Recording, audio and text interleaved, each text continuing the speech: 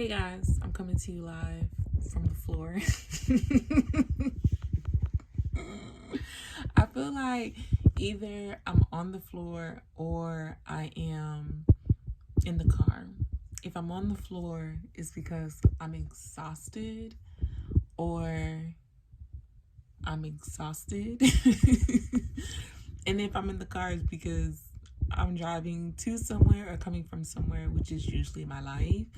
Right now, I'm on the floor because I already know myself. Like, when it starts to get dark outside, my brain starts to turn into, like, literally pudding. It, like, just stops functioning. I don't know why. And because of where I am and because of daylight savings, like, it gets dark super, super early, obviously. So I'm on the floor trying to finish this essay so that I can go shower. I'm actually really hungry, but cooking is not in my it's not what God has for me today. It's just not, so we just not even gonna bother. But like, I ate, but I'm still hungry. But in order to eat more, I'd have to cook, and I just can't do that. It's not, yeah, we can't do that. Anyways, but yeah, guys, I'm on the floor. I'm trying to finish this paper. I think I'm pretty much about done. And then so I can shower and then get in bed and then edit it. But yeah, because I already know if I get in bed to finish the paper won't get finished. But if I get on this uncomfortable floor, finish it off the floor, shower, I will suck it up and edit the paper, do the APA and all that crap. Like, I don't mind doing that in bed when I'm tired, but I'm typing. But anywho, I know I told you guys that I was going to do an episode about nursing contracts and just some like tips and stuff as far as like getting started and some of the things I think are helpful. And so that is still coming to you, but I just wanted to start this video off here because I feel like if I started off here, then maybe, girl, you'll record the rest of the video at some point this week. Okay, so yeah, so I will see you guys later on this week, and we'll do a quick chit chat on things that you should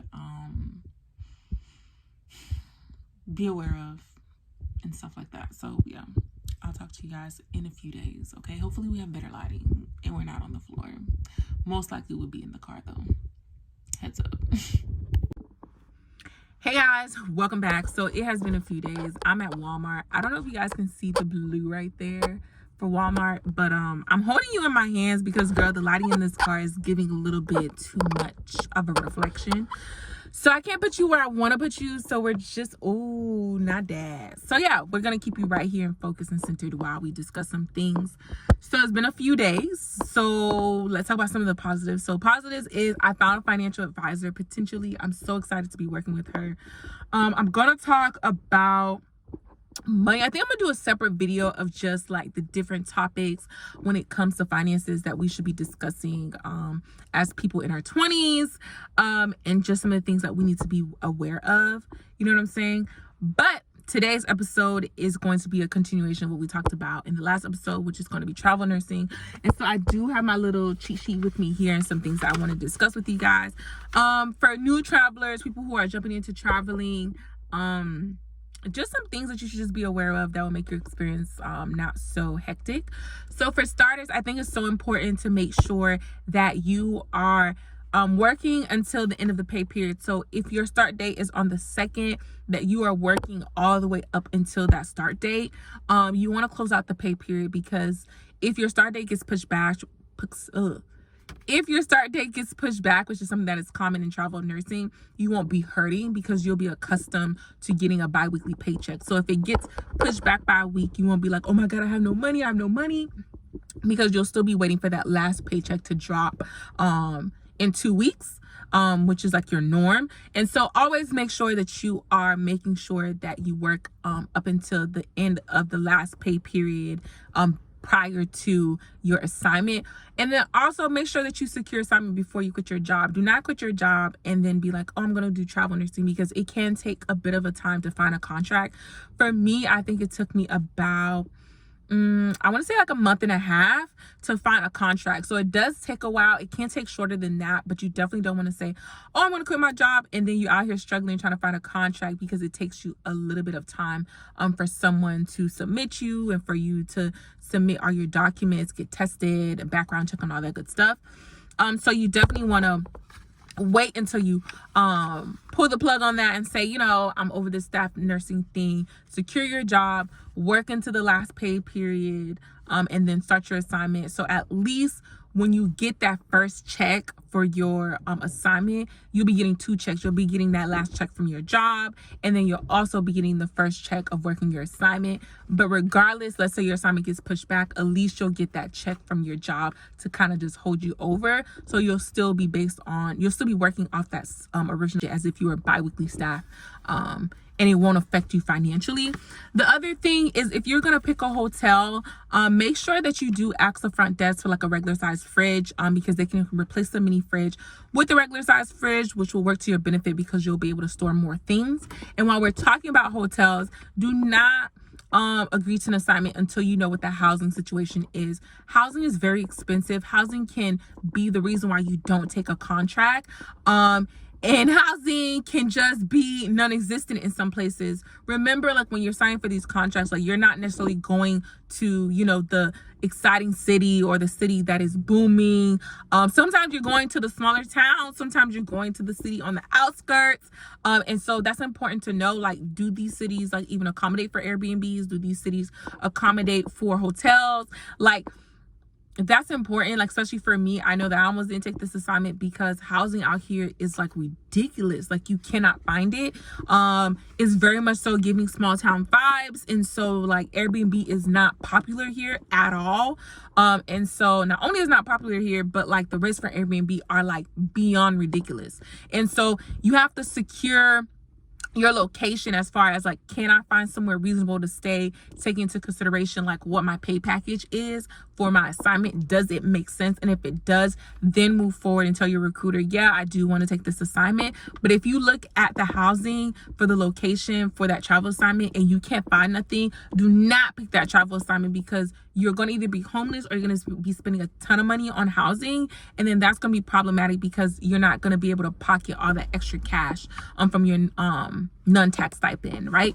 The other thing is car. Make sure you kind of look into seeing how much it costs to ship your car to and from the location versus rental. Remember that rentals are not expensive everywhere you go. Like everyone has their slow season and off season depend on the location and state. So you want to take that into consideration when you're thinking about, oh, is renting a car too expensive? It might not be.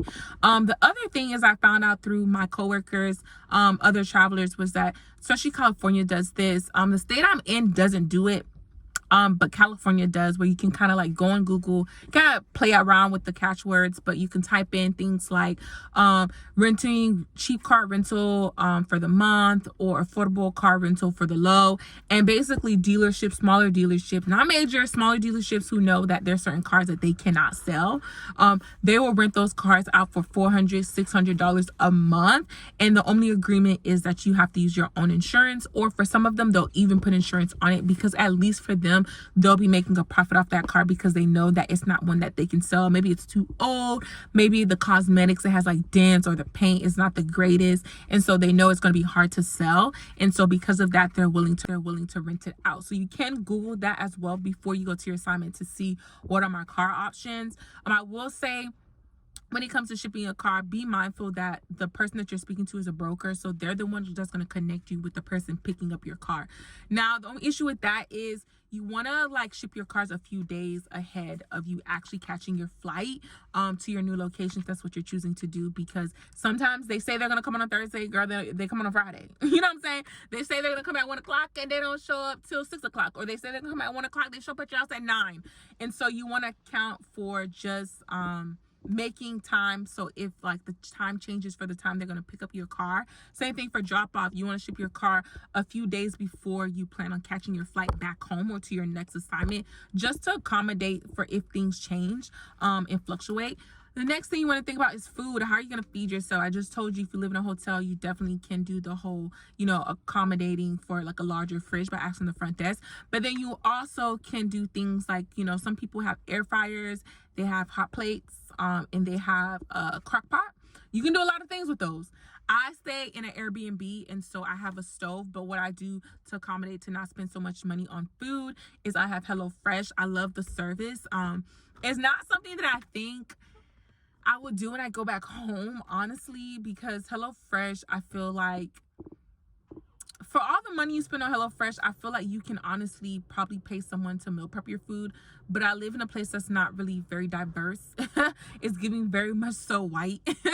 And so nothing wrong with that. But like, I don't like the option of the meal prep companies out here. And so I just went with HelloFresh.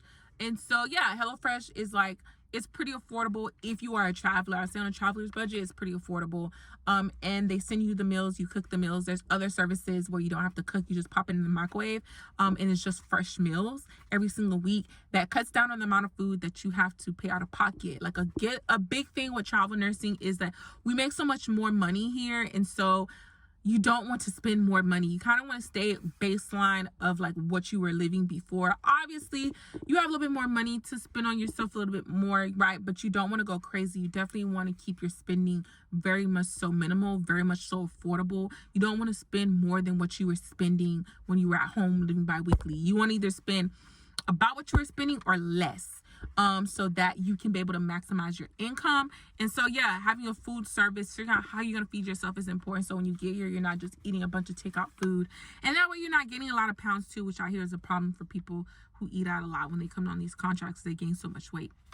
Another thing I want to talk about is direct deposit.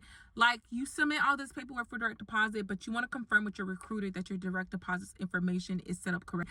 Myself have been caught up in this foolery, and also I have friends who have been caught up in this foolery where like your first check gets mailed out to your house and then the process to get paid is like delayed. It's like delayed by like a week and a half, and it's just very frustrating. So just make sure you reach out to your recruiter the first week of your assignment, like a Monday, and just make sure, hey, I just want to make sure, because you're not gonna get paid till the next week anyway. So just make sure, hey, I just want to make sure my direct deposit is set up. I want to make sure that I'm not going to get a mail check and all these good things, so that you're not screwed over.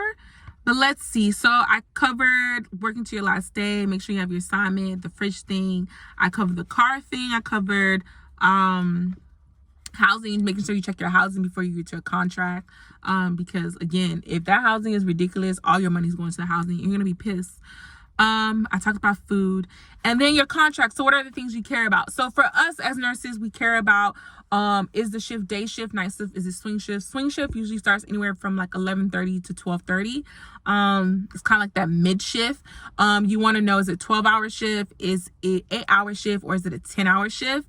You want to know, are you working 36 hours? Are you working 48 hours? Are you working 40 hours? So that tells you how many days a week that you have to work. And then you want to know what your hourly pay is. Don't let nobody play you trying to tell you, oh, you're going to make $5,000 a week. What is my hourly pay? Okay? Because you have to break that down first, because that's what's getting taxed before you put the stipend. What's your hourly pay? What's your OT pay? And then you want to know, is your hours guaranteed? So meaning that if they call me off, will I still get paid? That's important, because when census drop, what do? They call people off. And so you want to know, like, if they call me off, am I still getting paid? You also want to know the on-call policy. So that means, like, if they put me on call, and how much am I getting paid while I'm on call? How long do I have to get to the facility if they call me to come in? And then when does my contracted rate start when they call me in to get off on call or whatever. You want to know those things. You want to know I think those are the major things. Yeah, your hours, the shift, the hourly pay, the OT pay. You want to know the stipend pay. And then to calculate, is this realistically a great thing for me to do? There are definitely calculators. You guys can feel free to email me. I can send you a few. I think Paycheck Calculator is an app. Yeah, I think it's called Paycheck Calculator. It's an app for you to use, and you can use that app to basically, what you'll do is you'll put in the state. You'll put in your allowances that you put for your taxes, and then you'll put in your hourly pay, the amount of hours that you work, and then it will calculate for you what your net check will be. So it'll tell you after you take out the taxes, Medicare, state, because some states have state taxes, federal taxes. Like, what will you actually be getting paid every single week? Net check. And then you take that amount and then you add it to your stipend, and that tells you how much you are going to be making.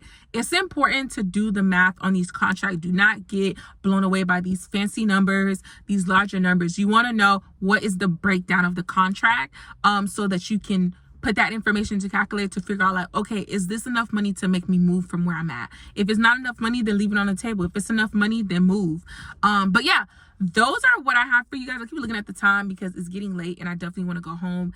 And I'm in Walmart, and I'm at Walmart. I haven't gone in yet. And one thing you guys don't know about me, I don't like shopping. I don't even know if this place has pickup location because I didn't. I should have did that. But nonetheless, I have to get in the store and get out because I hate shopping. And I just wanted to come here and tell you guys these tips for those of you who are traveling. I think those are tips that definitely will help you guys get started. I didn't do a breakdown of paycheck because I feel like there's so many videos for that. Sorry, brain fart. But yeah, I just want to come in really quickly, tell you guys that those are the things I think are important that you should think of, that you should consider before even traveling. And then how do you find all these contracts? Girl, go on Facebook and just type in whatever you want, travel nursing, and a bunch of Facebook groups will pop up. You can do it by specialty, and just a bunch of Facebook groups pop up with a bunch of recruiters, a bunch of contracts that you can sign up for. So yeah, that is all, guys. Thank you guys for watching this video. Remember to subscribe, like, comment below. And then next video we're gonna be talking about money, because I do want to update you guys on just a few things that I feel like we should be talking about when it comes to our late 20s, mid 20s, when it comes to finances. And so I will do the next video about that. And so again, like, comment, subscribe. I love chit chatting with you guys, and I cannot wait to talk to you guys in the next video. Hoping I look dusty and crusty, but girl, if I do, it is what it is. Whatever. Bye, guys.